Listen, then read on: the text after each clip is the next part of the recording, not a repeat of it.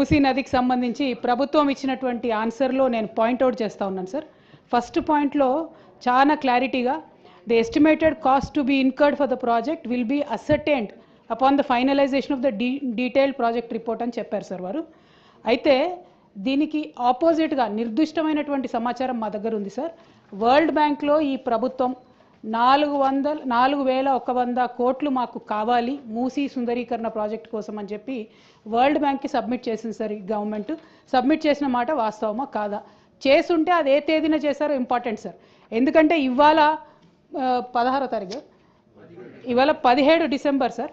17 డిసెంబర్లో హౌస్లో మనకిచ్చిన సమాధానం డిపిఆర్ ప్రిపేర్ కాలేదని సార్.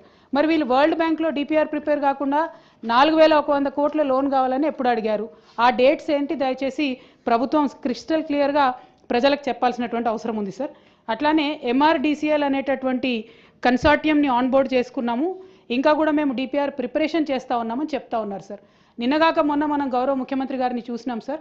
వారు ఢిల్లీకి వెళ్ళి అక్కడ కేంద్ర మంత్రి కిషన్ రెడ్డి గారిని కలిసి 14,000 కోట్ల రూపాయలు మాకు మూసీ అభివృద్ధికి కావాలని చెప్పి అడగడం జరిగింది సార్. మరి అది ఏ ప్రాతిపదికన అడిగినారు? మీకు డిపిఆర్ లేకపోతే మూసీ దగ్గర మీరు 14,000 కోట్లు ఏం ప్రాజెక్టుల కోసం అడిగినారు, ఎందుకోసం అడిగినారు? మరి ఒకవేళ అవి రెండు వాస్తవం అయితే సీఎం గారు 14,000 కోట్లు అడగడం, అట్లానే వరల్డ్ బ్యాంకుకి మీరు అడగడం వాస్తవం అయితే మరి ఇక్కడ మమ్మల్ని తప్పుదోవ పట్టిస్తున్నారా? సభ సాక్షిగా మీరు తప్పుడు సమాచారం ప్రజలకు సభ్యులకు ఇస్తున్నారా? ఇట్లా ఇచ్చినట్టయితే అధ్యక్ష మేము మా పార్టీలో కూడా డిస్కషన్ చేసుకుంటాం అధ్యక్ష. ప్రివిలేజ్ మోషన్ కూడా అవసరమైతే ఆలోచన చేసి మూవ్ చేస్తాం అధ్యక్ష.